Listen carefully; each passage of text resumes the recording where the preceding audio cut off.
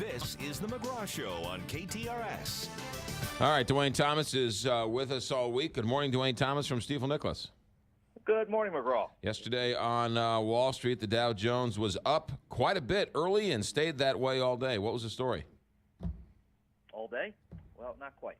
Oh. We started with a wild ride throughout the day. It was up very, very strong in the beginning. We had a good employment report. Market climbed about 200 points. When the FOMC, or the Fed minutes, were released, what's said behind closed doors by the people making the votes and what's happened with Fed interest rates.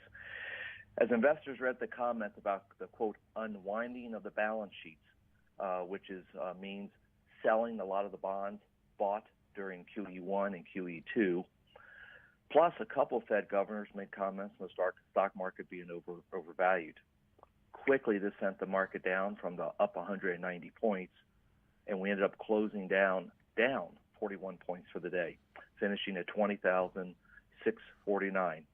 So the intraday between the up and down carried well over 200 points, and the most volatile intraday activity we've had in, I think, 14 months. It's been a while. See, it pays to listen to you. I didn't check the late afternoon markets, and I thought it was.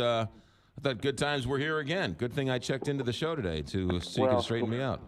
With the hours you start your day, you're forgiven for that part. All right, that's fair enough. All right, good to know.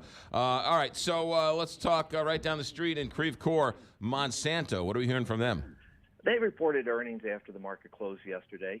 They easily beat expectations with a 12% rise in sales and a 26% rise in profits. Bottom line is they sold a lot more corn and sold a lot more soybeans.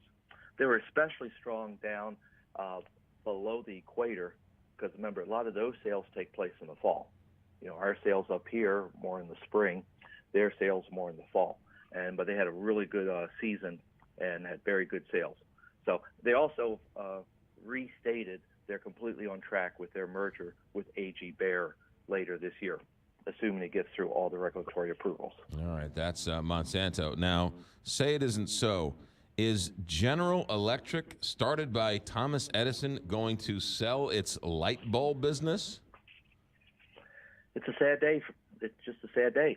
That's all I can say. GE is selling their light bulb business. And as you said, they're founded by Thomas Edison, and this was the original product, the light bulb. You know, it's only a very, very, very small part of GE, so financially it's kind of a non-event, but it's just the attitude behind it. It just doesn't feel right. The interesting thing, you know how we've talked this week a lot about technology with Tesla and versus Ford, right. Amazon versus that other little guy named Walmart? Right. In this case, technology, which for us it's hard to imagine, was the light bulb.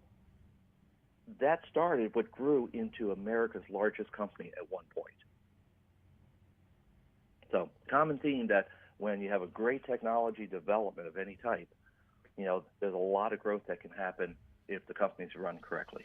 Yeah, there were, it's really funny, light bulb was the new tech. Yeah, I want to get into tech. I want to make light bulbs. Exactly. That's one of those tech giants. What does he do? He makes this newfangled thing called a light bulb and a filament. Oh, boy. All right, markets today after that wild ride yesterday. Kind of start off the day kind of quiet, up about 20 points. There's just a lot of political stuff taking place. You know, whether, you know, it's taxes or repatriation talk or spending bill. There's just a lot of political stuff that impacts business and the markets. So that's kind of what's coming out today, each day. And, of course, tomorrow's the big jobs report everybody's waiting on. Yeah, the first Friday of the month. All right, Dwayne Thomas, go out, read the tea leaves, come back, and tell us all about it tomorrow. Sounds great. Talk with you then. 6:43 here, Big